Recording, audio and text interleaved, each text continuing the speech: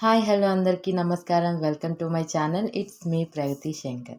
ఈరోజు రెసిపీ వచ్చేసి ఆలుగడ్డతోని అట్లనే ఎగ్గుతోని చేసిన చపాతీ. అదేంటి ఇట్లా కూడా చేస్తారా చపాతీలు అనుకుంటున్నారా?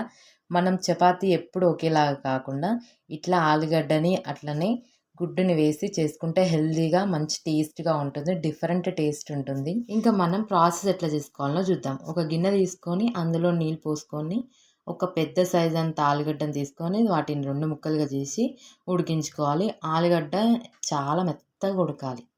ఆలుగడ్డ ఉడికిన తర్వాత మంచిగా పొట్టు తీసి పక్కన పెట్టుకోండి. ఆలుగడ్డ పాతవైతే ఊకనే వచ్చేస్తుంది పొట్టు. అదే కొత్త ఆలుగడ్డలు అనుకోండి రాదు పొట్టు. అందుకే ఉడికించుకున్న తర్వాత ఒక 10 నిమిషాలు అలా నార్మల్ వాటర్లో వేసేయండి, ఈజీగా వచ్చేస్తుంది. ఇప్పుడు ఒక మిక్సీ జార్ తీసుకొని అందులోకి పచ్చిమిర్చి ఒక 4, 5 తీసుకోండి. అట్లనే 2 ఎల్లిపాయలు కూడా తీసుకోండి. 1/2 టేబుల్ స్పూన్ దాకా జీలకర్ర, వాటితో పాటు కొద్దిగా కొత్తిమీరను కూడా యాడ్ చేసుకోండి. ఇప్పుడు వీటిని మంచిగా గ్రైండ్ చేసుకోవాలి మెత్తగా. ఇలా మెత్తగా గ్రైండ్ చేసుకొని రెడీగా ఉంచుకోవాలి. ఇప్పుడు ఒక బౌల్లోకి మనం ఉడికించుకున్న ఆలుగడ్డలను వేసి ఇలా ఒక స్పూన్తోని మెత్తగా స్మాష్ చేయాలి. స్పూన్ అంటే స్పూన్తో యూజ్ చేయండి, లేదంటే పప్పు గుత్తుంటుంది కదా దాంతో కూడా ప్రెస్ చేస్తూ స్మాష్ చేయొచ్చు. నేనైతే ఇక్కడ స్పూన్తోనే మెత్తగా స్మాష్ చేసిన. ఆలుగడ్డ కూడా మెత్తగా ఉడికించుకోవాలి. ఇలా అంతా అయిన తర్వాత మనం మిక్స్ చేసుకున్నాం కదా అది కూడా వేసేసి అట్లనే 1/2 టేబుల్ స్పూన్ దాకా సాల్ట్ని కూడా యాడ్ చేయాలి. ఇప్పుడు ఇందులోకి 2 కప్పుల దాకా గోధుమ పిండిని యాడ్ చేయాలి.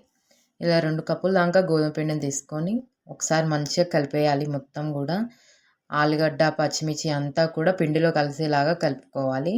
ఇలా అంతా కలుపుకున్న తర్వాత కొద్దిగా వాటర్ వేసుకుంటూ మంచిగా మెత్తగానే కలుపుకోవాలి. పిండి అస్సలు గట్టిగా ఉండకూడదు. గట్టిగా ఉంటే చపాతీ అనేది గట్టిగా పడుతుంది. అదే కొంచెం మెత్తగా కలుపుకుంటేనే స్మూత్గా మెత్తగా ఉంటుంది. చూడండి ఇలా కలుపుకొని ఒక 5 నిమిషాలు మూత పెట్టి పక్కన పెట్టుకోండి. ఇప్పుడు ఒక బౌల్లోకి మనం ఒక ఎగ్ని కొట్టుకొని తీసుకోవాలి. ఇప్పుడు ఇందులోకి కొద్దిగా కారం అట్లనే కొద్దిగా సాల్ట్ వేసి మంచిగా బీట్ చేసుకోవాలి. ఇవన్నీ కలిసేలాగా మంచిగా బీట్ చేసేయండి. ఇలా అయిన తర్వాత మీరు కావాలంటే ఇందులో పెప్పర్ పౌడర్, ధనియాల పౌడర్ ఇవన్నీ కూడా యాడ్ చేసుకోవచ్చు, మంచిగా ఉంటుంది. 5 నిమిషాల తర్వాత పిండిని మళ్ళీ ఒకసారి మంచిగా కలుపుకోండి. చూడండి ఎంత మెత్తగా ఉందో, ఇలా ఉండాలి. అలా అయితేనే చపాతీలు స్మూత్గా మంచిగా వస్తాయి. ఇలా ఒక 2-3 నిమిషాల పాటు పిండిని మంచిగా కలుపుకోండి. ఇలా ఒక చిన్న చిన్న ముద్దలు చేసుకొని మనం చపాతీ ఎలా తాల్చుకుంటామో పొడిపిండి వేసుకుంటూ తాల్చుకోవాలి. మరీ పలచగా కాకుండా మీడియం సైజులో తాల్చుకోండి. ఇట్లా చపాతీ తాల్చుకోవడం చాలా మందికి రాదు. ఒక్కొక్కరికి ఒక్కొక్క షేప్ వస్తుంది. కానీ ఇట్లా రౌండ్ షేప్ రావాలంటే ఇలా చపాతీని రోల్ చేసుకుంటూ చూడండి, ఇట్లా వీడియోలో చూపిస్తున్నట్టు రోల్ చేసుకుంటూ చేస్తే రౌండ్గా వస్తుంది. చపాతీ తాల్చేటప్పుడు మధ్య మధ్యలో పొడిపిండి చల్లుకుంటూ తాల్చుకోవాలి. పొడిపిండి చల్లుకుంటే మనం చపాతీ తాల్చుకునేటప్పుడు మరి హార్డ్గా అనిపించకుండా స్మూత్గా అనిపిస్తుంటుంది. ఇవన్నీ చిన్న చిన్న టిప్స్ అన్నమాట. ఏవో హెల్ప్ అది అని చెప్తున్నా అంతే.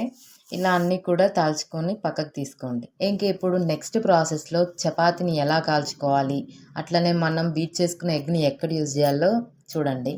ఇప్పుడు ఒక ప్యాన్ మీద కొద్దిగా ఆయిల్ వేసుకోండి. మనం బీట్ చేసిన ఎగ్ ఉంది కదా దాన్ని ఒక 2 స్పూన్ల దాకా వేసుకొని చపాతీ అంతా కూడా పల్చగా వచ్చేలాగా మొత్తం కూడా స్ప్రెడ్ చేసేయాలి. స్పూన్తో చేయండి, ఇలా చిన్న స్పూన్తోని మొత్తం ఇలా స్ప్రెడ్ చేసిన తర్వాత దీనిపైన కొద్దిగా ఆయిల్ని యాడ్ చేయాలి. నేను ఇక్కడ ఎగ్ అనేది పల్చగా స్ప్రెడ్ చేసుకున్నా. మీకు మంచి ఎగ్ ఫ్లేవర్ ఇంకా రావాలి, ఎగ్ బాగా ఇష్టమైన వాళ్ళు ఇంకొంచెం మందంగా వేసుకోండి, బాగుంటుంది. ఇప్పుడు దానిపైన కొంచెం ఆయిల్ వేసేసి సెకండ్ సైడ్ కూడా మలిపేసి సెకండ్ సైడ్ కూడా అలాగే మనం మిక్స్ చేసుకున్న ఎగ్ని అలాగే వేసి కాల్చుకోవాలి. చూడండి ఎంత మెత్తగా ఎంత బాగున్నాయో చూడడానికి. అంతే అండి, సింపుల్గా. ఎప్పుడు రొటీన్గా చపాతీ కాకుండా చపాతీలోకి ఇట్లా ఆలుగడ్డని ఎగ్ని వేసి కూడా మీరు ఒకసారి ట్రై చేయండి, ఖచ్చితంగా బాగుంటుంది. పిల్లలకైతే ఒక ఈవినింగ్ స్నాక్ లాగా ఉంటుంది. వీడియో నచ్చితే ఖచ్చితంగా మర్చిపోకుండా లైక్ చేయండి ప్లీజ్. మర్చిపోవద్దు లైక్ అనేది. మీరు ఇచ్చే లైక్ ఇంకొంతమందికి షేర్ అవుతుంది. అంతే, సబ్స్క్రైబ్ కూడా చేసుకోండి. Thank you for watching.